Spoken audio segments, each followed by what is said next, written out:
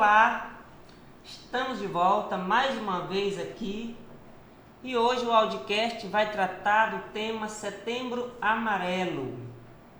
E para isso a gente trouxe a psicóloga Thaís Lobo. Thaís Lobo, ela é psicóloga clínica, efetiva da Fundação Municipal de Saúde, lotada no CAPS AD, Álcools e Drogas, especialista em gestalt terapia, tanatologia e suicidologia. Atende no JK, no prédio JK, no Jockey. Atende tanto presencial quanto online. A mulher completa, né? É isso, Thaís? É por aí. É por aí? É por aí. E Thaís, a gente vai falar sobre Setembro Amarelo. Sim.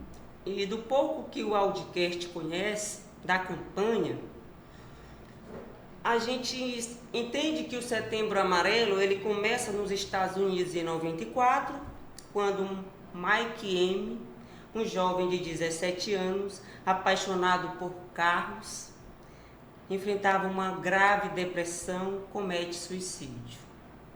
Ele restaurava um carro nesse período que era um Mustang amarelo, que se tornou um símbolo de sua memória. É isso? Começa assim a história da campanha do Setembro Amarelo? Isso. E o suicídio dele começou a ter uma repercussão muito grande, né? E as pessoas que se envolveram, que estavam impactadas pelo suicídio, porque a gente sabe que um suicídio impacta milhares de pessoas, Sim. né? E começaram a distribuir fitinhas, algumas pessoas começaram a distribuir fitinhas amarelas, que era a cor do carro dele, Sim. com frases como "você não está sozinho, procure ajuda", né? E essa campanha começou então lá nos Estados Unidos e foi crescendo, foi tomando o mundo. Chegou aqui no Brasil em 2014, 2015.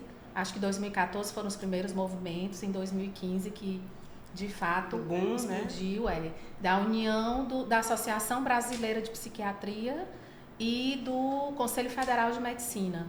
Essas duas instituições se uniram e começaram ali os primeiros passos dessa campanha Setembro Amarelo, tá? Sim, E desde então o slogan, vamos dizer assim, da campanha é "falar é a melhor solução". Por que se foi descobrindo que não tinha mais como não falar sobre isso, tá? Sim. Tanto sobre o suicídio em si, como outras questões relacionadas à saúde mental.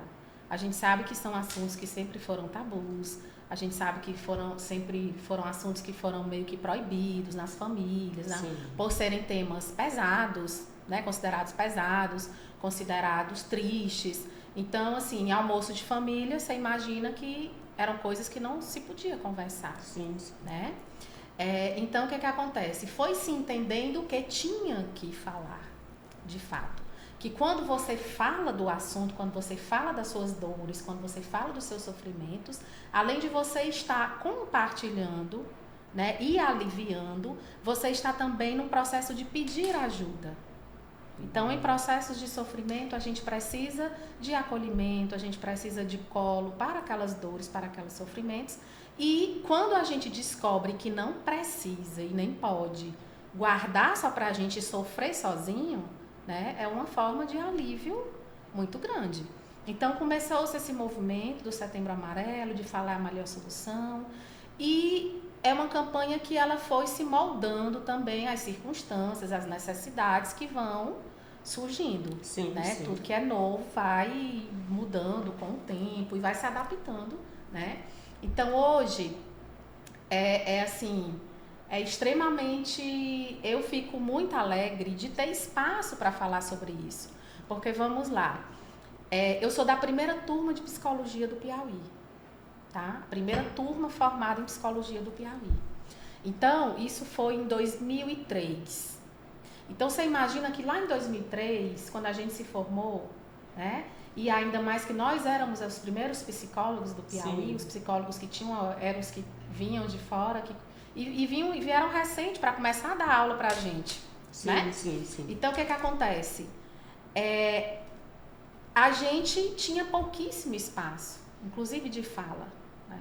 E hoje, olha só o que acontece. A gente entra em instituições, a gente entra em escolas, a gente entra em comunidades, a gente entra em igrejas para falar sobre saúde mental, para falar sobre suicídio, para falar de fatores de risco, de fatores de proteção, para incentivar as pessoas ao autocuidado, ao olhar para as pessoas ao redor, ao pedir ajuda, ao saber identificar um pedido de socorro. Então, eu sempre fico muito feliz desses temas tão sensíveis estarem ganhando cada vez mais espaços e deixarem de ser, de fato, tabu. Fico feliz. Uhum. O podcast está aqui para isso, para dar voz. Exatamente, exato. E aí, como eu tava várias vezes, sempre que eu vou falar sobre isso, sempre que eu vou palestrar sobre isso, eu falo sempre da questão da abordagem. Porque, assim, é preciso falar, mas é preciso ter cuidado, porque não é falar de qualquer jeito. Sim. Você precisa ter técnica, você precisa ter abordagens diferentes para utilizar com públicos diferentes. Tá? Então, você precisa ter estratégias, não é simplesmente, vou falar disso, eu vou falar qualquer coisa, vou ler uma reportagem, eu vou falar. E aí você tem que ter muito cuidado, porque às vezes a gente vê alguns movimentos que são movimentos que, ao invés de informar, de ensinar, acolher, são movimentos vazios, sabe? Uma coisa meio que de autoajuda, frases soltas. E a gente tem que ter muito cuidado com gatilhos que as nossas falas podem gerar. Sim, tá? sim. Até porque tem uma coisa muito importante que poucas pessoas falam, a gente fala muito em prevenção do suicídio e fala pouco na pós-venção. Olha só, isso é interessante. A pós-venção do suicídio é o cuidado com os enlutados, que na suicidologia a gente chama de sobreviventes, os enlutados por suicídio. Então tem toda uma questão de um cuidado com eles, de um zelo com eles, porque o luto por suicídio é um luto mais complexo, porque tem sentimentos de culpa, de vergonha, de raiva. Então é um luto que tem certas nuances mais delicadas. Tá? Então, quando a gente vai falar do Setembro Amarelo, quando a gente vai fazer uma ação, quando a gente vai falar de suicídio, a gente precisa também ter esse olhar da pós-venção, esse cuidado que a gente precisa ter com os enlutados por suicídio, porque eles acabam que é um mês em que pode ser que uma feridinha ali arranque a casquinha, sabe? E comece a sangrar de novo. Sim, então tem que ter todo esse cuidado, esse olhar sensível também para a pós-venção. E entendendo que a pós-venção é também uma forma de prevenção. Sim, porque a partir do momento que você está cuidando de enlutados, você está tendo esse olhar para pessoas em sofrimento por um luto, né? Você pode evitar. Exatamente. Você evita riscos futuros. Vulnerabilidades futuras. Certo? Thaís, segundo a cidadeverde.com, o Piauí registrou uma taxa de suicídio de 12,23%. Isso no ano de 2021, perdendo para o Rio Grande do Sul com um índice de 12,37%.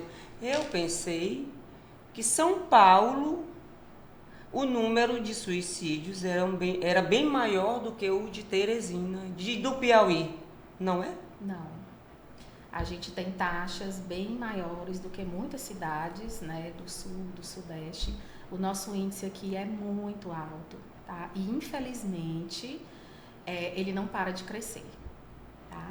Então, mais um motivo de que a gente precisa falar, a gente precisa fazer com que as pessoas conheçam, a gente precisa fazer com que as pessoas entendam, né?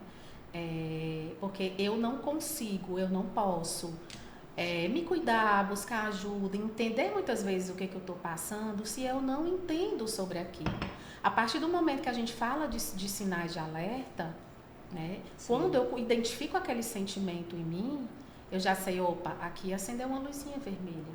Então, se a gente não sabe, você imagina, há muitos anos atrás, quando não se falava sobre isso, quando era assim, e não se sabia tanto e nem se falava, porque eram assuntos tabus, como as pessoas sofriam muitas vezes sem saber o que elas tinham, sem saber o que era esse sofrimento. Imagina quantas pessoas tiveram depressões seríssimas, inclusive chegaram a morrer por conta do suicídio, porque o suicídio sempre existiu, sim, imagina, né, com a falta de informação, com a falta de informação não só da pessoa que sofre, mas das pessoas ao redor dela, né? Então, assim, com a falta de informação, de conhecimento... Da rede de apoio, né? Isso, de estratégias, de instituições onde você pode buscar ali um profissional, né? Então, quanto mais as pessoas conhecem, mais elas podem detectar nelas mesmo o sofrimento e nas pessoas e buscar ajuda, porque o suicídio é uma morte evitável.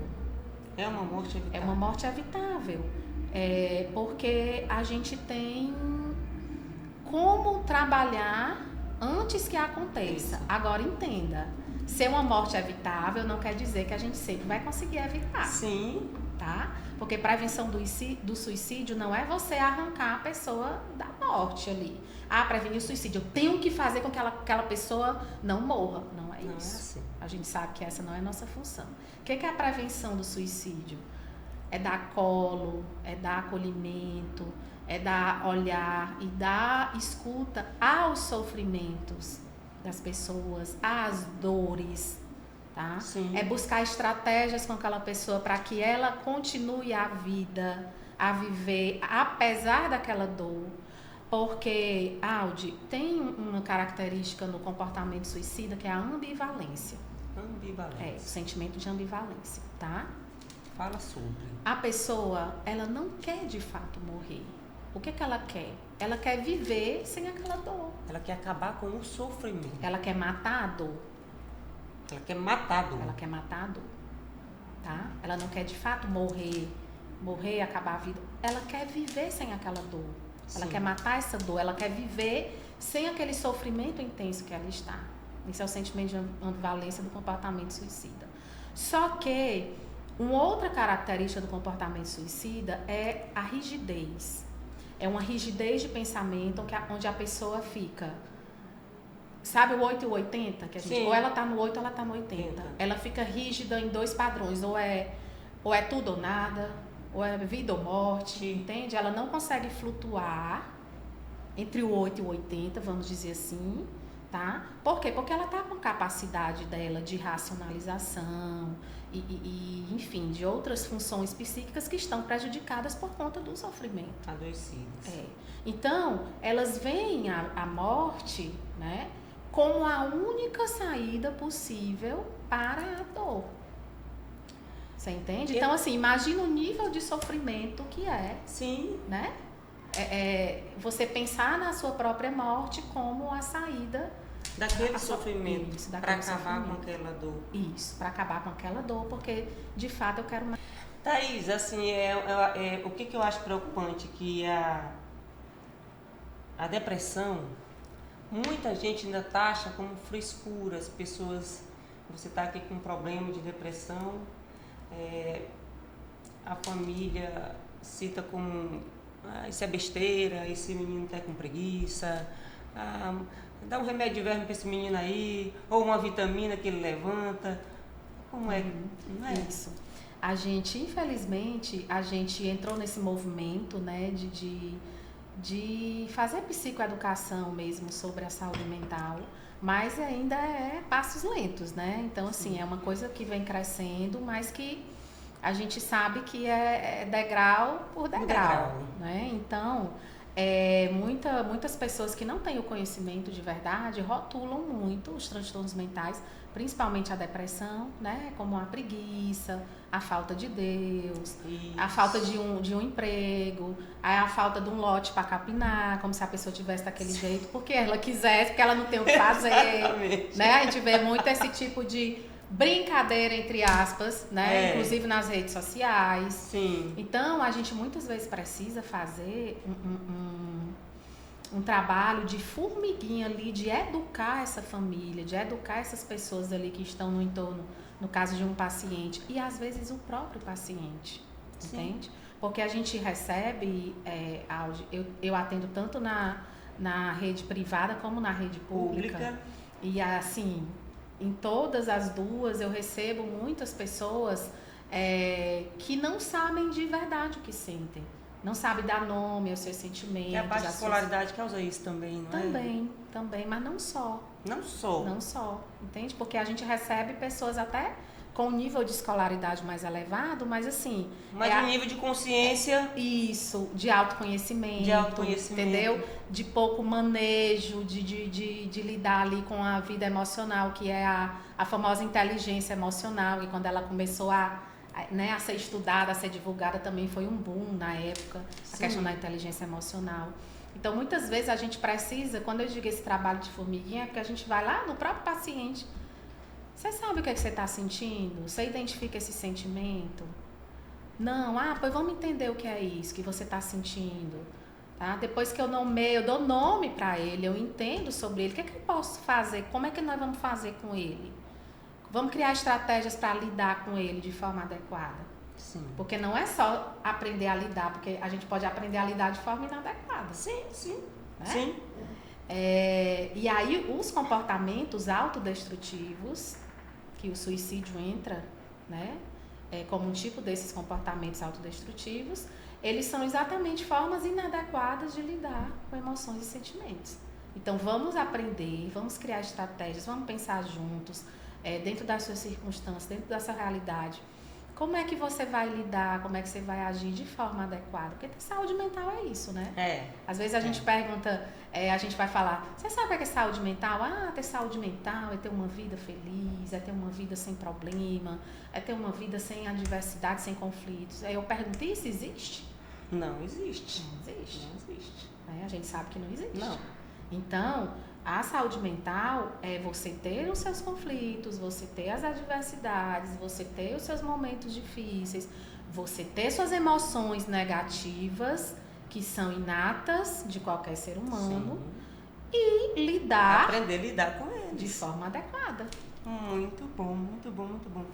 E uma outra situação que eu vejo muito, pessoas que têm depressão, por vezes os cuidadores querem ajudar, falam, vamos te levar no psiquiatra. Aí a pessoa diz logo, eu não vou para psiquiatra, nem vou para psicólogo, porque eu não estou louco. Uhum. Gente, sim, depressão não é loucura. Jamais. Depressão é doença, é uma doença. E que ela tem tratamento. E às vezes, por isso que a gente fala que o suicídio é uma morte evitável, né? No sentido de que pode ser evitado, porque o transtorno mental que mais causa o comportamento suicida e o ato suicida em si é a depressão. E a depressão é tratável. É tratável. Tá? A depressão é tratável como todos os outros transtornos mentais, certo? E aí, muitas vezes, a gente precisa entender que a gente fica desesperadamente querendo ajudar aquela pessoa. Tá? Mas uma pessoa que está em depressão, muitas vezes ela não tem energia nem para levantar e ir a um psiquiatra. Tem. Né? Aí é que entra a rede de apoio. Aí é que entram os vínculos afetivos. Quando surge essa situação para mim, Thaís, eu tenho uma pessoa que precisa de ajuda, né? Porque a gente fala dos sinais de alerta. Então, quando a gente fala dos sinais de alerta, as pessoas, olha, eu já identifiquei aqui uma pessoa, um vizinho, um amigo, um irmão, um primo, né, ou um filho e tal, mas assim, essa pessoa não está aceitando. Aí eu sempre digo, procure alguém que tenha um vínculo muito forte com essa pessoa, um vínculo de confiança, um vínculo, tá, sólido, um que vínculo essa pessoa possa escutar, de segurança, que essa pessoa vai chegando nela até conseguir, tá? Porque na depressão a gente tem um sintoma importante que é a anedonia. E a anedonia é a falta de prazer em tudo. Eu deixo de ter prazer em tudo que eu tinha antes. Então, sim, nada me agrada, nada me dá prazer, nada me satisfaz, tá? E dentro da anedonia existe a falta de energia física. Sim. Né? A gente vê pessoas em processos depressivos que elas não querem tomar banho, escovar os dentes, tá? E ali não é porque ela não quer, não é porque ela não acha que aquilo é importante, é porque ali ela não tem energia psíquica e nem física. Às vezes ela até pensa, nossa, eu estou 5 dias sem tomar banho, preciso tomar banho, mas ela não consegue. Né? E Thaís, tem uma outra situação, pessoas bem resolvidas financeiramente, sim, às vezes passando por esse problema, chega alguém e diz assim, Mas por que que fulano está passando por isso? Tem dinheiro, tem status, tem fama. Uhum. Não é só isso. Não é sobre isso. Não é. Porque o transtorno mental, inclusive, e a depressão, muitas vezes ela é multifatorial. Então, muitas vezes, assim, é um fator mesmo químico, é um fator de neurotransmissores, é um Sim. fator físico, né? Então, Sim. pode ser desencadeado por alguma circunstância de vida ou algumas circunstâncias de vida da vida que não estão legais naquele momento, que estão desordenadas, que estão um luto mal elaborado, enfim, né? Mas a gente precisa entender também que quando a gente olha para o outro, a gente olha o que o outro está expressando. Sim. A gente não consegue olhar para dentro do outro e ver exatamente quais são as dores que ele está sentindo. Sim. Tá? Quais são as faltas, qual é o vazio. Porque na depressão tem um vazio muito grande. Muito. Então, assim, tem o dinheiro? Tá, mas o dinheiro não preenche o meu vazio. Não preenche. Ah, tem uma casa maravilhosa. Ah, mas a minha casa maravilhosa não preenche o meu vazio. E quando a gente faz isso, sabe o que a gente está fazendo? Negligenciando a dor do outro. Sim.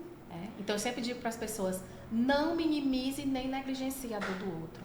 Porque, às vezes, a gente vai falar de um problema para alguém, a pessoa diz, ah, mas que problema bobo. Né? Sim. Tu está sofrendo por causa disso. Ah, ou então a pessoa diz, ah, mas os meus problemas são tão maiores. Pois é. Só que a dor, ela é individual. Ela é única. Intransferível. Não é verdade? Verdade. Então, a dor é minha. A dor é sua. Então, às vezes, eu digo para as pessoas que, eu não sei o que dizer. Não diz, escuta. A questão da escuta é muito importante. Porque ou então, às vezes, é uma pessoa que você tem um vínculo, você tem uma intimidade, você fala para ela, olha, eu não entendo por que você está sofrendo tanto por isso, mas eu acolho teu sofrimento. Como é que eu posso te ajudar? Olha aí, importante demais. Ou então, às vezes a gente conta um problema e a pessoa dá 1000 soluções, né? Ah, eu faria isso, eu faria aquilo e tal. Mas será que aquilo está dentro das possibilidades daquela pessoa? Né? Então, ter esse olhar e essa escuta tá muito além de fato, só ouvir. Sim. E só olhar. Só olhar. Uhum. E uma coisa que me chama a atenção, Thaís, é os papéis sociais que as pessoas interpretam no mundo. Uhum. Esses papéis sociais, eles têm adoecido muita gente. Sim. E muita gente adoecendo por querer copiar outras pessoas. A rede social é uma delas aí que mostra vidas maravilhosas e que ninguém tem problemas. Exatamente. A gente tem uma cultura hoje, por conta das redes sociais, de comparação e mimetização. A gente tanto compara como a gente mimetiza, fica querendo imitar, né, pessoas ali, a influencer que usa aquela roupa linda, que você acha linda, e você quer, porque quer ter aquela roupa que achou maravilhosa e muitas vezes totalmente fora das suas circunstâncias. Totalmente. Né? É a adolescente que está ali no TikTok, vendo outras naquelas dancinhas e ganhando dinheiro com aquilo. Sim. E aí elas vão tentar, elas querem fazer igual, mas muitas vezes elas não dá certo pra elas. Não dá certo, não engaja. Não engaja, não tem, sei lá, não tem como é que eu digo? O feeling, né? O dom, sei lá, exatamente. Porque cada pessoa tem que ter os seus dons, tem suas vocações e tal. Então, a coisa da mimetização é o que eu acho mais complicado. Não é, Thaís? Desse querer imitar. A gente vê que tem pessoas que até imitar o jeito de falar de outras, né? Você vê profissionais, às vezes, querendo imitar o jeito de falar de um influencer lá que tá, da profissão dele, que tá... hypado. Que eu nem é influencer, é a pessoa que tá lá mostrando o trabalho dela, né? Não sei se pode considerar influência, enfim. E essa da comparação também. Inclusive, eu lembrei agora de uma paciente que eu recebi, e ela estava num estado depressivo realmente intenso, né? E aí, quando a gente foi lá destrinchando a história dela e buscando causas que fossem visíveis, para a melhora, a gente identificou o quê? Ela vinha de um processo de comparação muito grande nas redes sociais, porque as amigas faziam várias viagens internacionais por ano e ela não fazia nenhuma. Então, olha que adoecedor. Né? Olha que adoecedor. Olha que adoecedor. Eu acredito. Primeira estratégia que eu acordei com ela, claro, foi de dar um tempo das redes sociais. A gente trabalhar as questões dela, elaborar essas questões dela para ela, né, se sentir melhor e não estar nesse processo obrigatório que é se comparar nas redes sociais. A comparação, ela tem adoecido bastante. Sim. Muito, muito. Porque muito. todo mundo ali, quando você ali, nem todo mundo, mas assim, muita gente, a maioria ali tá mais rico do que você, tá mais magro do que você, tá com as roupas mais bonitas. Não é? Sim. Enfim. Mas não, são situações que nem são suas, que eu digo de quem está na rede social. Hoje você pode estar muito bem vestido, você pode estar no melhor restaurante, mas pode estar bancado por alguém, você pode estar com a roupa de alguém. Exato, e a gente não tá vendo os bastidores daquilo. Não vê os bastidores. Entende? Eu tiro assim que, sei lá, uns 5 anos atrás, eu olhava as redes sociais ali e, nossa, deve ser...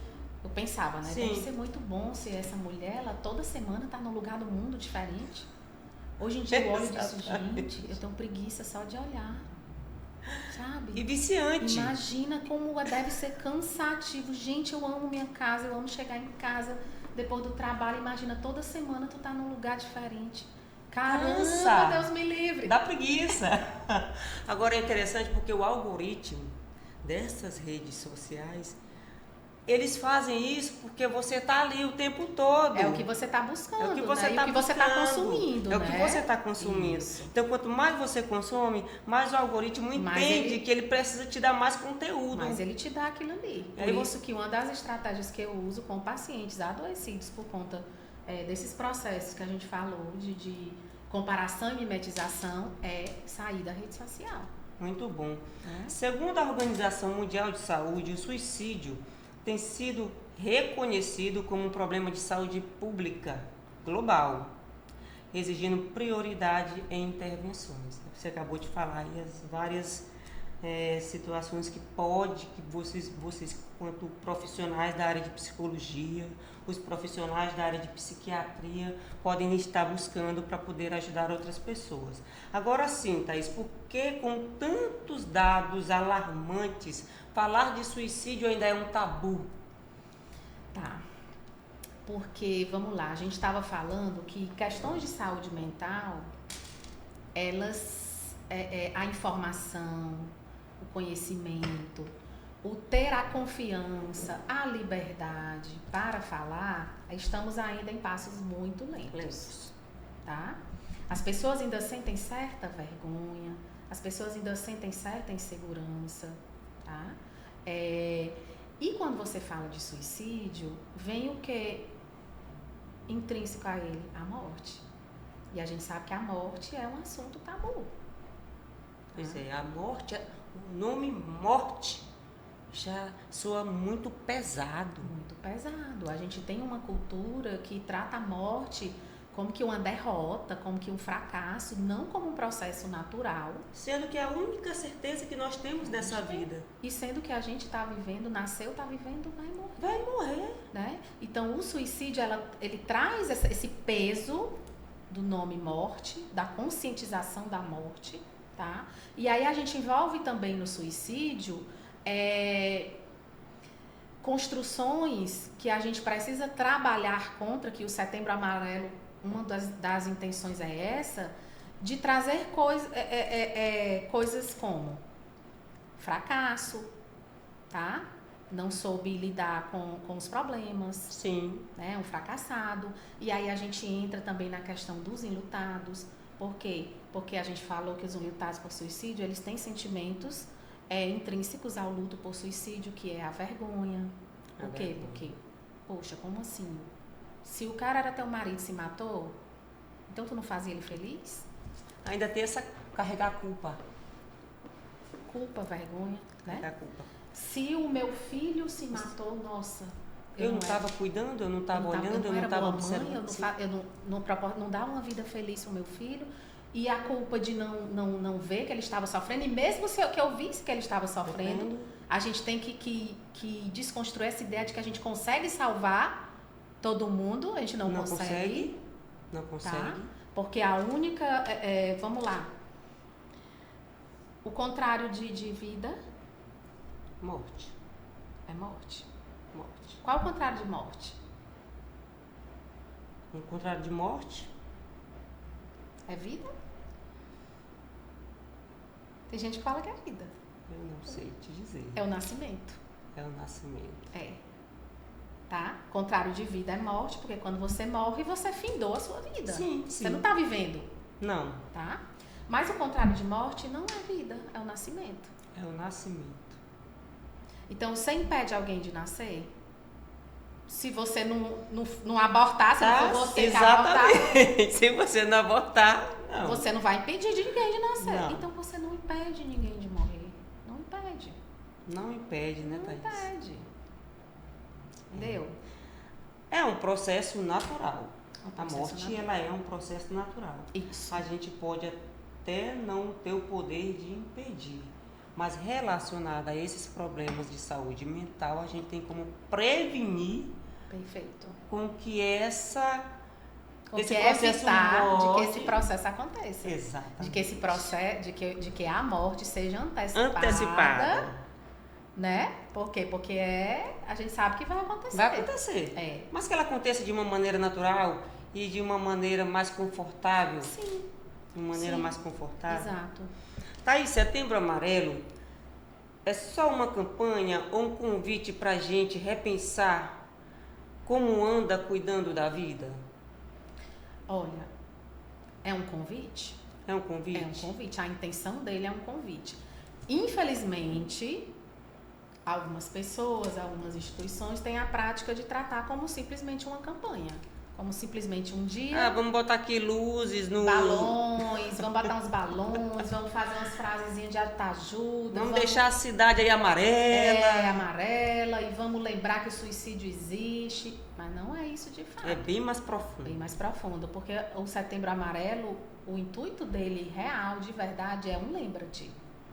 Lembra-te de olhar para ti, lembra-te de olhar para as suas questões de saúde mental, lembra-te de refletir como que você está, lembra-te de olhar para tuas emoções. O autoconhecimento é importante. Para aprender, para saber como você está lidando. Eu acho que a reflexão a gente sempre tem que fazer. Como que eu estou lidando com minhas emoções e sentimentos? Como que elas estão acontecendo dentro de mim? Como que eu estou lidando com elas? Aí eu vou me entendendo. Por exemplo, quando eu estou triste, o que é que eu faço? No meu caso, quando eu estou triste, eu costumo me isolar, eu escuto músicas tristes, fico no meu quarto. Pronto. Enfim. É a forma que você lida com a tristeza. É a forma que eu lido com a tristeza. Eu gosto de ler, eu gosto de também ficar quietinha. Ou eu toco um instrumento, porque eu também toco. Aí, assim, é uma maneira que eu tenho de ficar ali na minha bed. Pronto. Mas aí com a sensação de que isso aqui vai passar. Sim. Né?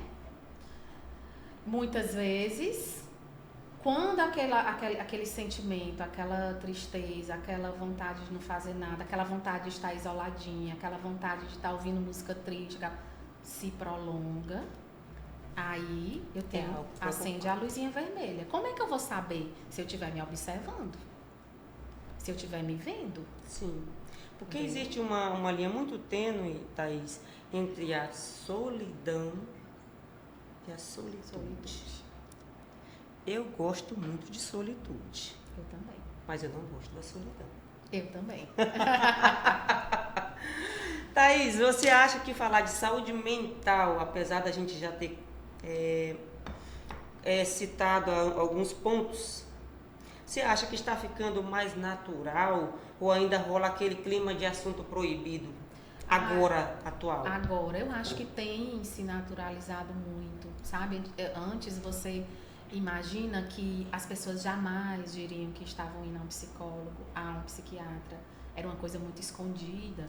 Quando a gente se formou, como eu falei para vocês, quando a gente se formou lá em 2003, era assim, a gente precisava, nessa época eu ainda não clinicava, tá? Porque quando eu me formei eu fui trabalhar com a psico-oncologia, numa clínica de oncologia. Mas assim, as minhas colegas que logo montaram clínicas, né? O que acontecia? Ou tinha que ter uma sala para o paciente entrar e sair, para ele não encontrar o próximo, né? Ou então se marcava numa diferença de horário que é para ninguém, para não se encontrar, porque, cara, olha o fulano na psicologia. A gente vive numa cidade pequena, né? Teresina é uma cidade ainda que muita gente se conhece. Tá fazendo. Nossa, o que tá acontecendo na vida dele? Psiquiatra, então, nem se fala. Psiquiatra. Imagina que era escondido a 7 chaves uma consulta com psiquiatra. Sim. E hoje você já vê algumas pessoas falarem disso de uma forma tão natural e achar até bonito, assim. Hoje eu fui na terapia. Sim. Né? Sim. Eu tenho uma amiga que diz, nossa, eu acho tão chique quem diz. Não, olha, eu não posso, eu estou indo pra terapia. Acho tão chique. Sabe? Então, assim, as pessoas já falam de uma forma mais natural, as pessoas já procuram de uma forma... Já tem uma certa leveza, as pessoas já não têm tanta dificuldade e necessidade de estar escondendo. De estar escondendo. Mas, como eu já falei...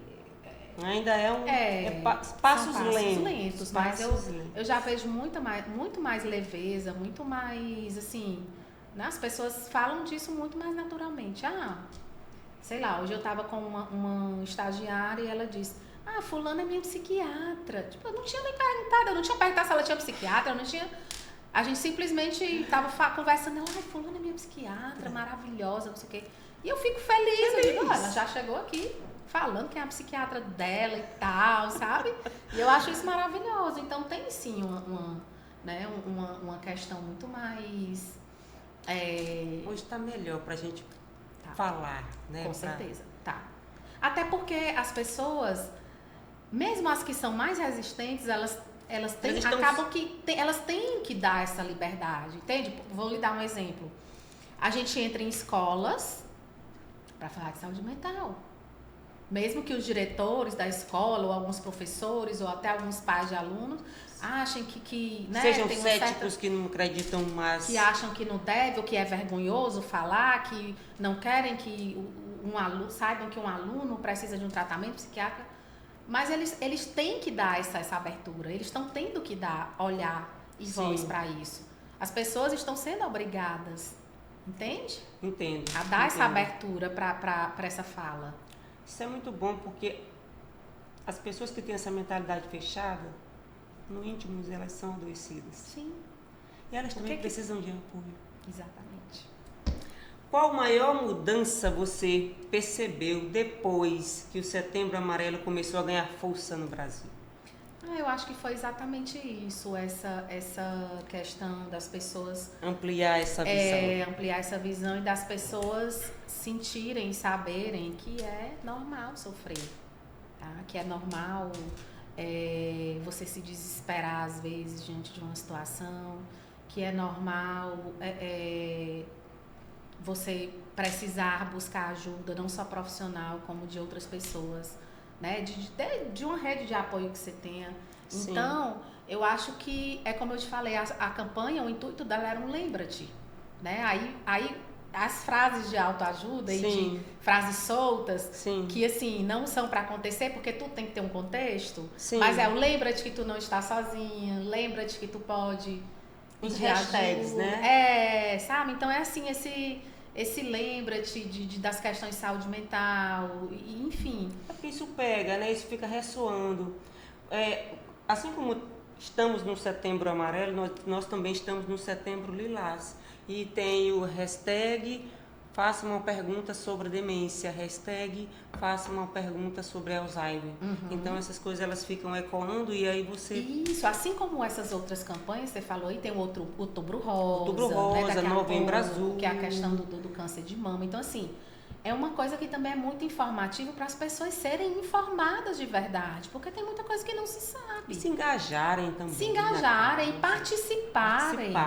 Entendeu? Participar. Não ser mero coadjuvante, vamos ser protagonistas nisso também. né? Então, assim, a partir do momento que eu sei o que é um câncer de mama, que eu sei como eu posso prevenir, e que se eu tiver, como que eu posso ter as estratégias para lidar com ele, para tratar. E depois de tratado, como eu posso ajudar outras pessoas que passaram por o que eu passei? Exatamente. Então, as campanhas, elas são feitas para dar informação, para fazer psicoeducação e para mostrarem às pessoas também que elas têm uma possibilidades de ir em busca daquilo. Então é prevenção mesmo. Prevenção mesmo. A prevenção sempre é melhor, né? Sempre é o melhor remédio. Sempre é o melhor remédio. Tem algum mito sobre depressão ou suicídio que você acha que precisa ser quebrado urgentemente? Um mito sobre suicídio. É um mito sobre suicídio que precisa ser quebrado? Precisa ser quebrado urgentemente. Depressão e suicídio. Tem. Tem um mito muito importante que precisa ser desconstruído urgentemente, que é: quem fala não faz. Quem fala não faz. As pessoas achavam, isso a gente já conseguiu desconstruir, mas ainda tem. Sim. As pessoas que falam de suicídio, as pessoas que falam que querem morrer, as pessoas que falam que querem tirar a sua vida, muitas vezes são negligenciadas, porque aquele velho ditado: cachorro que late não morde. Entende? Entendo. Então, quando eu comecei a trabalhar com isso, quando eu me especializei, comecei a trabalhar com isso, eu escutava muitas negligências nesse sentido. Fulano se tá falando, não vai fazer, não. Isso é drama. Isso é drama. Não, é drama, é para chamar a atenção. Tá? Sim. Então, isso é um mito que a gente precisa desconstruir. Por quê? Porque era tão tabu que, assim, quem tá pensando de verdade jamais vai falar. Jamais vai falar. Se tá falando, não vai fazer. Não vai fazer, não. Tá? Só que aí a gente esquece que pode acontecer de ser para chamar a atenção? Pode. Mas se a pessoa está usando essa fala para chamar atenção, essa pessoa está bem? É bom observar. Provavelmente não. Se ela está falando em suicídio, em tirar a vida, em se matar, para chamar a atenção de alguém... É sério também. É um pedido de socorro. É um pedido de socorro. Por mais que ela não esteja pensando em tirar a vida, mas ela está pedindo um socorro. Ela tá gritando: me veja, me veja. Exatamente, me veja. Entende? É isso. Então nunca pode ser negligenciado. Sim. Entende? Esse pedido de ajuda, porque existem vários pedidos de ajuda. Existem os falados. Existem os não verbalizados. Os não verbalizados. É isso. Por isso que a gente precisa estar atento. Por isso que aqui, dentro das perguntas do Audicast, tem uma que diz: por que ainda é tão difícil para algumas pessoas dizerem não estou bem? Né? Por quê? A gente foi ensinado que sofrer é feio. E é para os fracos. É para os fracos, é para os oprimidos. Para os oprimidos. É para as pessoas que não têm fé, a gente acabou de falar, fé em Deus. É para as pessoas que não se dedicam, é para as pessoas que têm preguiça de viver. Sim. Tá? Então, assumir um sofrimento e uma dor ainda é considerado uma coisa feia. Porque a vida é bela, porque a vida é para ser vivida, a vida é para ter intensidade.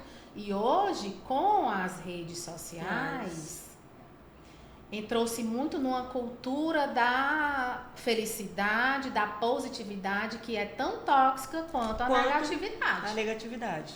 Entende? Então, assim, tem algumas pessoas que você vai olhar lá no Instagram e, assim... Gente, não tem condição daquela pessoa ser daquele jeito o tempo todo. Não tem. Sabe? A pessoa acorda todo dia dando bom dia pro sol, bom dia vida. Não tem. Gente, pelo amor de Deus. Humanamente impossível. Eu acordo e fico... né? Preciso ali de um tempo pra pensar, pra voltar e tal. E aí, às vezes a gente quer dormir um pouquinho mais. Poxa, eu queria tanto dormir um pouquinho mais hoje e tal. Entende? Um dia que você acorda, nossa, que bom dia sol, bom dia vida. Mas todo dia e o tempo todo. Não tem como. Sabe, às vezes eu volto pra casa à tardinha contemplando o sol, que coisa linda, o sol, amo o pôr do sol. Mas tem dia que eu tô tão cansada. Tem dia que eu tem dia que eu tô frustrada, tem dia que eu tô cansada, tem dia que meu humor já não... Por que existe o sol? Nossa, e o calor de Teresina? O calor, meu Deus. Você entra no carro à tardinha, tá aquele carro esturricando ali. Exatamente. Entende? E aí, com as redes sociais, também criou-se muito essa cultura da felicidade, da positividade, que tudo... Todo mundo zen. E aí ficou-se ainda, aí a gente tem um contraponto, porque ao mesmo tempo que se falar de questões de saúde mental tem crescido, tem evoluído, aí a gente barra nessa cultura de, não, nas redes sociais é todo mundo bonito, é todo mundo feliz, né? Então, assim, eu não vou mostrar minhas tristezas, minhas vulnerabilidades, tá? Sim. Então, assim, e aí é que a gente tem que ter um cuidado também com a questão da exposição. Porque também agora já está se entendendo que essa positividade também não está muito legal. E aí as pessoas estão começando a fazer vídeos chorando, Sim. expondo fraquezas. Aí eu também não acho legal. Aí não acho legal também. Sabe? Thaís, eu porque, também não acho. assim, você não tem noção do alcance que aquilo ali está tendo, tá? Você, às vezes, não tem um preparo emocional para lidar com os julgamentos. Exatamente. Que vão vir de pessoas que nem conhecem a sua realidade. Exatamente. Então, assim, expõe as suas fraquezas, expõe as suas dores para os seus vínculos, para um profissional, para um terapeuta. Vamos sabe? ter um equilíbrio, né, Thaís? Isso. Vamos ter um equilíbrio. Porque tem uma frase que eu gosto muito, que é: você tá na rede social, você tá sangrando no mar de tubarões, quando você tá se expondo ali. Exatamente. Você tá sangrando no mar de tubarões. Ali tem um monte de tubarãozinho esperando você sangrar. Esperando você sangrar. E aí, se você sangra ali, você tem que estar preparado para tudo que vai. Você não é fácil, né?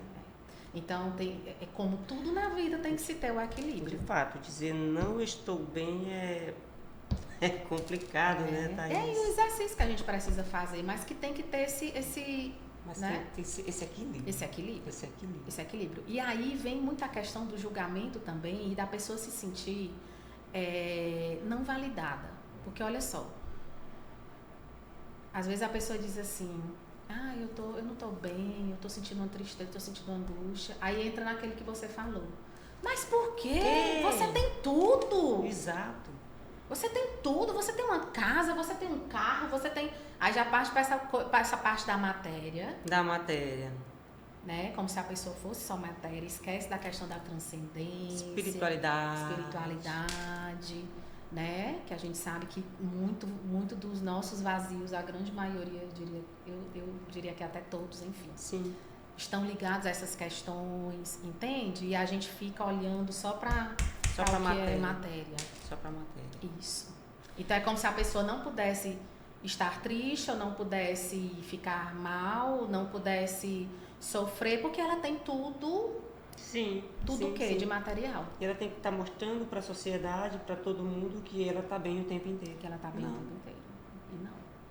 E isso não quer dizer que eu não tenha um bom casamento, boas relações, uma questão financeira e material boa. Sim. Isso não quer. Não. Inclusive, muitas pessoas que passam por processos de depressão, elas se culpam muito por estar com depressão. E exatamente, mas por que eu tenho depressão se eu tenho tudo? Aí, nós, enquanto terapeutas, vamos... O que é esse tudo? O que é esse tudo? Sabe? Mas Exatamente. se eu tenho tudo, por que eu tô me sentindo assim? É um contraditório muito grande, muito grande. Exatamente. Thaís, por que ainda é tão difícil para...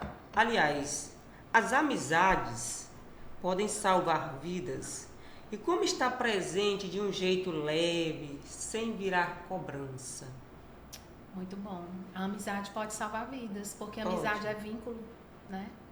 O que salva vidas? Vínculos fortalecidos. Porque vínculos fortalecidos, eles nos dão o quê? Segurança, conforto, né? Confiança. Sim. E aí, quando a gente fala em amizade, se a gente for destrinchar aqui o que de verdade é amizade, dentro da amizade não existe cobrança. Uma amizade que é real, uma amizade que é sólida, não existe essa cobrança. Se existe cobrança, se existe peso, se existe sentimentos negativos envolvidos, assim, vamos ver aqui se realmente é um vínculo importante, se é um Sim. vínculo necessário, Eu entende? até arrisco dizer que a amizade é um dos amores mais genuínos que existe. Porque independe de qualquer situação em que você esteja vivenciando. Exatamente. Se você tem, se você não tem. Isso. E aí, Eu te amo porque eu amo a tua pessoa, eu Exato. amo a tua essência, eu amo você. Exato. E aí tem a velha frase que diz assim, o amigo é o irmão que tu escolhe. Exatamente. Né? Porque o irmão, teu irmão de sangue, tu não escolhe. Não. O amigo, tu escolhe. Você tem essa opção. Você tem essa opção de escolher. De ter aquele amigo ou não. Sim, né? sim. Então, amizades sólidas, amizades... E aí, a gente percebe o quê? Que quanto mais a gente vai amadurecendo, envelhecendo, que são duas coisas diferentes, né?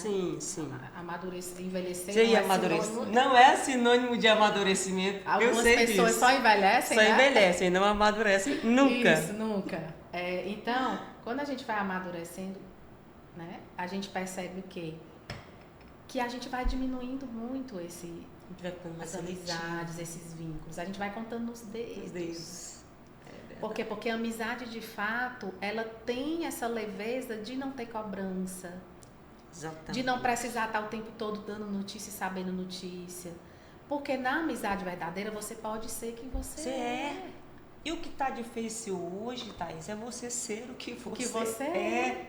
E o amigo de verdade, ele vai entender que você é daquele jeito e ele te ama mesmo assim. E ele te ama mesmo assim, apesar Entendeu? de... Não apesar é isso? de... Exatamente. De fato. Então, a partir do momento que você não coloca a sua essência ali naquele relacionamento, e aí as pessoas vão te cobrar por coisas que tu não é, que tu não faz, já deixou de ser um vínculo saudável. Uhum. Existe uma frase que nunca deveríamos dizer para alguém que está em sofrimento emocional? Sim. Na verdade, existem várias. Existem várias, tá? Mas tem uma clássica que é: isso é coisa da tua cabeça. Ai, Jesus. Isso é coisa da tua cabeça. Ai, tá? Deus. Assim, como assim é coisa da minha cabeça? Eu gostaria de estar sofrendo? Quem quer sofrer? Quem quer sofrer? Quem fica buscando sofrimento? Entende? Então, se isso é coisa da minha cabeça, às vezes a pessoa tá numa crise de ansiedade profunda e a outra, para de pensar nisso, isso é coisa da tua cabeça, gente. Tudo que eu não queria era pensar nisso, né? Sim. E tem uma também que eu não gosto, que é: vai ficar tudo bem. Vai ficar tudo bem. Como que eu vou prometer para essa pessoa que vai ficar tudo bem? E eu não sei se vai ficar tudo bem. Pode ser que não fique tudo bem daquela... Entendeu? Entendi. Como é que eu vou dizer para uma pessoa? Vamos lá. Vou falar de luto, porque também é minha área, né? Sim. Como que eu vou falar para uma mãe que perdeu um filho que vai ficar tudo bem? Não vai ficar tudo bem nunca mais. Não. Com relação àquilo, não vai. Não vai. Ela vai seguir a vida, ela vai... Enfim, vai se adaptar. O luto vai acomodar, ela vai... A gente sabe que ela vai ter ainda momentos de alegria, mas tudo bem de perder o filho, nunca vai ficar. Esse tudo bem é complicado. Vai ficar tudo bem. Na época da pandemia, eu refleti muito sobre isso, né? Porque as pessoas diziam muito: vai ficar tudo bem, vai ficar tudo bem como? E pra quem? Porque assim, pra quem perdeu pessoas importantes, pra quem perdeu emprego, não ficou tudo bem, gente. Tudo bem. Não ficou. Até hoje. Até hoje ainda não está tudo bem. Tudo bem. Essa epidemia de saúde mental que a gente vive hoje. Consequência. Período pós-pandêmico, sim. Consequência. Então, não prometa que vai ficar tudo bem, porque às vezes não fica mesmo. Não fica. E você tem que entender que não fica mesmo. Exatamente. E você se reinventa em cima daquilo. Exatamente. Thaís, tem alguma frase simples, mas poderosa, que pode realmente acolher? Como eu posso te ajudar? Eu gosto disso. Como eu posso te ajudar? Porque ali você está mostrando uma disponibilidade de querer ajudar. Você não está julgando o sofrimento da pessoa. Tá? você não está questionando o sofrimento da pessoa. Tá? Sim. Não está minimizando nem desvalidando. Porque às vezes a gente fica questionando, mas por que tu está sofrendo por isso? Mas por que tu não resolve desse jeito? Acaba que a gente desvalida de alguma forma. Sim. Tá? Sim. Quando eu falo, como eu posso te ajudar? O que eu estou dizendo? Entre linhas. Olha, eu posso até não entender por que você está sofrendo assim, eu posso até não entender, mas eu estou querendo te ajudar. Sim. Né? Então, como eu posso te ajudar? O que eu posso fazer por você? Eu acho que aí você abrange toda a questão do acolhimento. Eu estou pegando a sua dor, como é que eu posso lhe ajudar? É uma coisa afetiva. Porque uma coisa é você dizer assim, vamos lá. Uma época, acho que uns 3 anos aí de Setembro Amarelo, as pessoas estavam com o hábito de ir nas redes sociais e dizer assim, se você estiver em sofrimento, me chame no direct. Gente, aquilo ali eu tinha pavor. Gente, isso é perigoso demais. Perigoso demais, porque assim, aí as pessoas se colocam à disposição, mas sem estarem disponíveis de verdade, com boa vontade, querendo ajudar, mas assim, você vai conseguir ajudar efetivamente, entende? Porque se eu não conseguir, se for conseguir te ajudar, se você disse assim pra mim, se eu digo, como eu posso te ajudar? E aí a pessoa fala e você não consegue, olha, pois eu não vou conseguir, mas a gente vai procurar ajuda juntos. Eu vou com você procurar ajuda com você. Sim. Entendeu? É diferente. Tá? Porque assim, eu não sou obrigada a saber ajudar todo mundo. Sim. Você entende? Entendo. Às vezes você pede um tipo de ajuda que eu não posso te dar. Tá? Então assim, vamos procurar ajuda juntos então. Agora somos 2 precisando de ajuda para o seu problema, para a sua dor. Tá bom? Eu digo muito aos meus amigos, como eu posso ajudar? Se for dinheiro, eu não posso. É você. Só para descontrair aqui o clima. Se for dinheiro, não. Mas vou atrás de alguém que empreste dinheiro com você. Se você... Vamos procurar ajuda juntos. Quando tu diz vamos procurar ajuda juntos, você muda toda uma narrativa. Todo. Lembra que eu falei que a pessoa, muitas vezes, com a depressão, ela não tem energia para pegar um telefone e procurar um psiquiatra? Tem não. Entendeu? Aí, como você diz, vamos procurar ajuda, você vai lá, procura o psiquiatra, marca e tal. Olha, temos psiquiatra tal dia. E vão lhe pegar. Ajuda efetiva. É uma ajuda efetiva. Efetiva. Não é aquela coisa assim, qualquer coisa eu tô por aqui, se precisar me busca ajuda. Aí tem até um meme, a pessoa diz, olha, qualquer coisa me liga. A pessoa dormindo com o celular no silencioso. Quando você fala qualquer coisa, já tá te entregando. Tu não vai ajudar. Exatamente. Tu não vai ajudar. Porque qualquer coisa. Qualquer coisa, viu? Qualquer coisa. Assim, é só mesmo qualquer coisona. E aí eu tô em casa. Tem que ser o problema para eu poder te ajudar. Não é qualquer coisa. Exatamente. Thaís, como você vê o impacto, a gente já falou dessa questão das redes sociais, mas como você vê o impacto das redes sociais, ajudam a desabafar ou podem aumentar a solidão com o impacto dessas redes? Muito bem. E aí é aquela história do paradoxo, né? Pois é. Porque assim... Terreno fértil para coisas, eu digo, até mais ruins do que boas. Porque a gente sabe que a diferença do remédio pro veneno é o quê? A dose. A dose. Tá? Então vai depender muito de como eu estou manejando aquilo ali. Sim.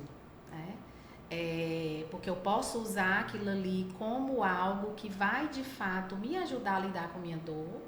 Por exemplo, mães enlutadas que se unem ali numa rede social e ali elas têm de fato um conforto, elas têm de fato um local de apoio. Uma rede de apoio que elas formam, tá?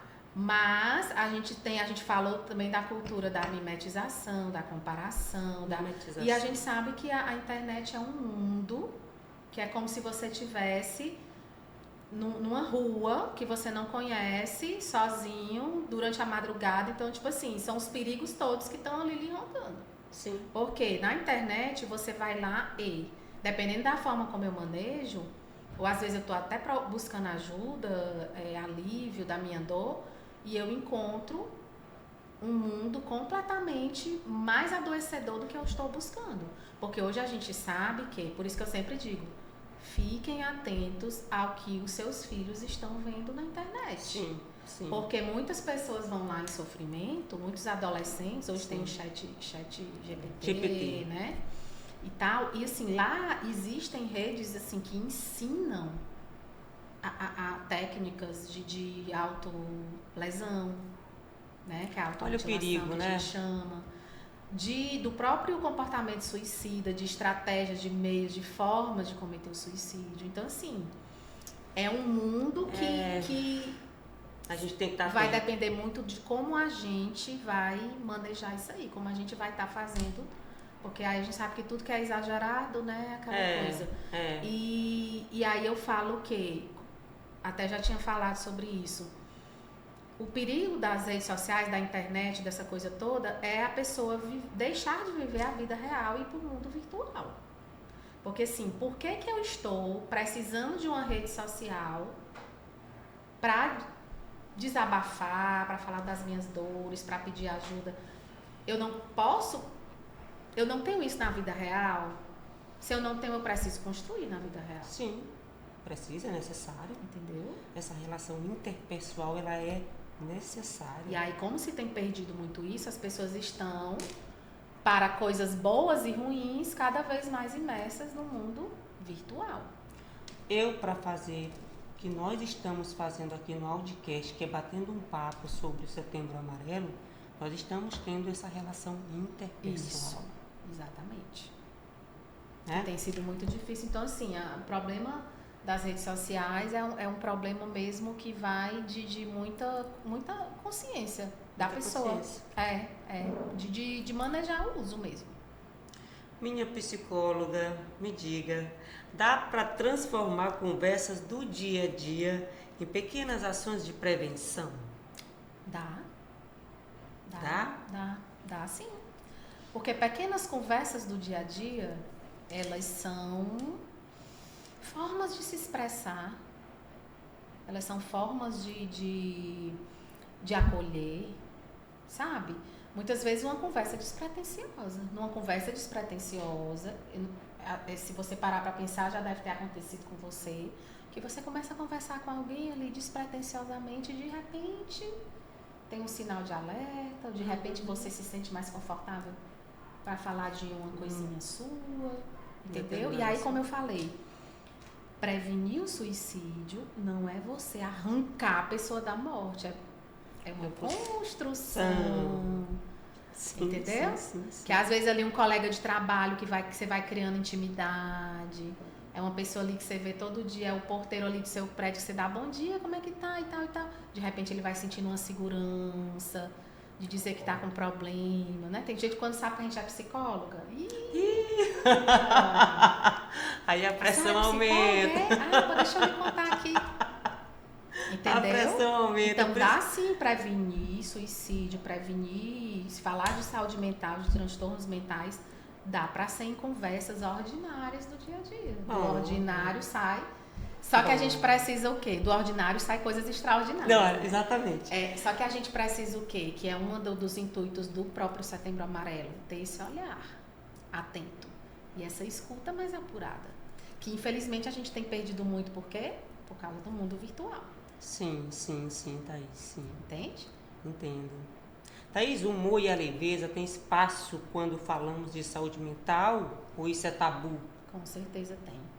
Tem? Tem. Aí vai depender muito, sabe? Isso é uma coisa muito pessoal e, como eu falo, intransferível. Porque a questão da leveza, do humor, depende muito da personalidade da pessoa, depende muito do temperamento da pessoa, depende das circunstâncias de vida da pessoa naquele momento, depende da história, da construção de vida daquela pessoa. Mas a gente sabe que pessoas que lidam com suas dores, com seus problemas, com uma dose de humor, aí entra de novo a história da diferença do veneno pro remédio. É a dose. Sim. Uma dose de humor, uma dose de leveza, uma dose de otimismo, uma dose de resiliência são pessoas que lidam de forma, né, mais, vamos dizer, mais saudável. Sim. Né? Então tem sim, com toda certeza. Né? Como perceber a diferença entre alguém que só está num dia ruim e alguém que precisa de ajuda urgentemente? Pronto. Olha, a pessoa que está num dia ruim, ela não vai estar todo dia num dia ruim. Tá? Aí bem aí a gente diferencia a tristeza da depressão. Quando eu vou explicar sobre a diferença de tristeza e depressão, vamos lá. A tristeza, todo mundo sente, ela aparece de vez em quando. Geralmente eu sei de onde ela está vindo, muitas vezes eu sei a causa. Hoje eu estou triste por causa disso, eu briguei com alguém, estou com um problema para resolver, enfim. Tá? Agora, uma coisa que acontece todo dia, tá? Toda hora, se prolonga, se estende. Então, assim, essa pessoa está num dia difícil todo dia. Ela está num dia difícil hoje, beleza. Amanhã eu vou observar para ver se ela está num dia difícil de novo. Sim, sim. Amanhã de novo, ela está num dia difícil de novo. Então, esses dias difíceis estão se prolongando, entende? Entendo. A pessoa está tendo mudanças de comportamento. Eu digo que quando a gente está atento às pessoas, a gente identifica as mudanças de comportamento delas. Sim. Então, vão desde padrão de sono, padrão alimentar, a questão da socialização ou do isolamento. Então, a pessoa que vai mudando o comportamento e fica muito visível é uma pessoa que, de fato, está precisando de ajuda. Sim. Então, se eu sou uma pessoa expansiva, tá? De repente. Um dia eu estou mais isolado, beleza, estou triste, estou com problema e tal. Mas aquilo ali, aquele isolamento vai se estendendo, vai ficando uma coisa muito acentuada, eu preciso estar atento àquilo ali. Uma pessoa que, sei lá, vamos lá, um colega de trabalho, começa a faltar muito no trabalho, né? Sim. Ou era uma pessoa que era muito comunicativa. E aí o contrário também, uma pessoa que era bem retraída, né? De repente ela tá lá, expansiva demais, falando demais. Então, é sempre a questão de estar olhando pro, né? É o equilíbrio mesmo, né? Sempre a questão de estar olhando para os extremos. Os extremos. Isso. Se fosse escolher um símbolo, além do amarelo, qual você colocaria para apresentar essa causa? A gente usa muito, além da fitinha amarela, a gente usa muito o girassol. Girassol. Né? O girassol. Mas eu gosto particularmente do sol. Do sol? Do sol. Porque o sol, quando o sol nasce, ele tá dando que recado pra gente? Tá começando tudo de novo. Tá amanhecendo, hoje você tem um novo dia. Tá amanhecendo. E você pode começar uma nova história todo dia. Você pode escrever uma página. O sol tá dizendo assim, ó, tá aí uma página branca pra ti. Em branco. Todo dia. Porque a gente não tá escrevendo a história da nossa vida. Então, todo dia que nasce, quando o sol nasce, tá lá a tua página do dia para tu escrever. Todo dia é um dia. Todo dia é um desafio que você lida. E ao final do dia você vê o tamanho que você tem quando você passou por aquele dia. Então, eu gosto muito do sol, que dá certo. Não tem às vezes a gente diz assim, esse dia acabou, amanhã eu vejo o que é que eu faço com isso. Né? Porque essa ideia do amanhã é um novo dia, amanhã é um recomeço, amanhã talvez as circunstâncias mudem, talvez o meu humor mude, talvez eu tenha veja novas possibilidades, então amanhã é um outro dia. Então o sol dá essa sensação de recomeço, de esperança também, né? Tanto que nos países que são mais frios, sim, existe uma incidência de depressão maior. Né? Não sei se você já viu sobre isso. Sim. E as cidades que não precisava ser tanto sol, né? Como por aqui. Mas assim, é a coisa do equilíbrio de novo, né? Dos extremos. Porque... E aí a gente vê pessoas que ficam com o humor mais deprimido, mais melancólico, quando os dias estão nublados. Sim. Né? E a gente vê uma piora do humor também, tanto em quadros depressivos, ou não, às vezes a pessoa nem tem um diagnóstico, mas aquele humor começa a deprimir no final do dia. Acontece, a gente escuta, quando a gente pergunta assim, qual a hora do dia que você se sente mais triste, mais retraída? É assim, quando no final do dia, quando o sol se põe. Gostei. Qual conselho você daria para quem acha que procurar terapia é sinal de fraqueza? É sinal de inteligência, de coragem, tá? Porque numa sociedade que construiu e que caminha a passos lentos para desconstruir a ideia de que sofrimento é intrínseco à vida humana, tá?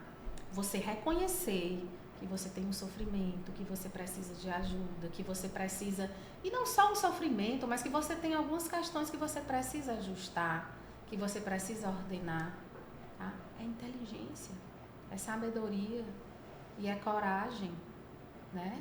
É como se você estivesse meio furando a bolha. Fazer terapia é um tabu, então eu vou furar a bolha e vou lá e vou fazer, né? E sim, aí vou fazer, vou incentivar pessoas a fazerem também. E aí a terapia nada mais é do que um processo de autoconhecimento, né? Um processo de cura de feridas interiores, de aprender a lidar e manejar com sentimentos e emoções negativas que são inatas ao ser humano. Então a terapia te ajuda a pensar em coisas que você não pensaria sozinho. Sim. Né? A terapia te dá esse leque de possibilidades que às vezes você está nesse pensamento enrijecido, como eu falei. Entuba, né? Aqui uma visão. Aquela visão aqui, a terapia vem e te dá várias possibilidades. Visão periférica. Como se fosse um drone. Sim. Eu digo muito assim, o terapeuta é um drone. E quando você está com problema, você está ali. Você está aqui. E quando você está em cima, você vê as possibilidades. Você está vendo outras possibilidades aqui. E você não enxergaria essas possibilidades se você estivesse sozinho. É uma pena que a terapia é para todo mundo. Sim. Mas nem todas as pessoas são para terapia. Exatamente. Exatamente. Porque a terapia, ela exige um esforço seu. Esforço. Também. Coragem. E o esforço de olhar para si. Porque o que acontece muitas vezes? Mas eu não tenho dor, eu não tenho sofrimento, eu não tenho tempo.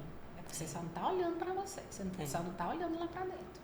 E eu gostaria de outra coisa, que os planos de saúde valorizassem mais o psicólogo. Muito mais, porque é necessário. É necessário. Porque quando você vai para um plano, é 1, 2 sessões por mês, não sei. Horários reduzidos. Horários reduzidos. E infelizmente, aí, a terapia ela não é tão acessível e o como deveria ser. O SUS, então, nem se fala. Né? Com certeza. Mas é a vida como ela é.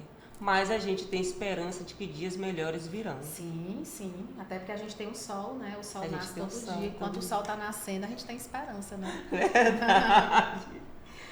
Para fechar o nosso tema do Audicast sobre o Setembro Amarelo, o que você gostaria que todo mundo lembrasse quando houve Setembro Amarelo? Setembro Amarelo. Ai, meu Deus, deixa eu pensar. Pode pensar. Fique à vontade. Né? Deixa eu pensar. Fique à vontade. Como é que estão os cartões? Temos 20 segundos. Ainda quero chamar o Natano, viu? Aqui. Vamos lá. Sim. O Setembro Amarelo, que ele seja visto pelas pessoas como um chamado para que não há saúde sem saúde mental. Sim. Tá? Porque vamos lá, às vezes a pessoa diz assim, mas eu tenho uma saúde de ferro, o meu coração está ótimo, né? Eu fiz todos os meus exames, está ok, meu cardiologista disse que meu coração é de jovem, as minhas taxas estão maravilhosas, meu colesterol... Aqui numa sexta-feira, você falou maravilhosamente sobre a campanha Setembro Amarelo e começamos a falar de tanatologia, que um tema assim que eu acho não, você vai ter que voltar na Audicast. Vamos fazer a segunda temporada. Vamos fazer a segunda temporada para falar da tanatologia. Sim. Já fizemos o início, né? Hoje, uma sexta-feira, falando de um assunto de uma forma leve e necessária para todos nós. Então, Thais Lobo, logo mais voltará ao Audicast para tratar de tanatologia. Então, amiga, vamos fazer um brinde a este dia maravilhoso. Sim.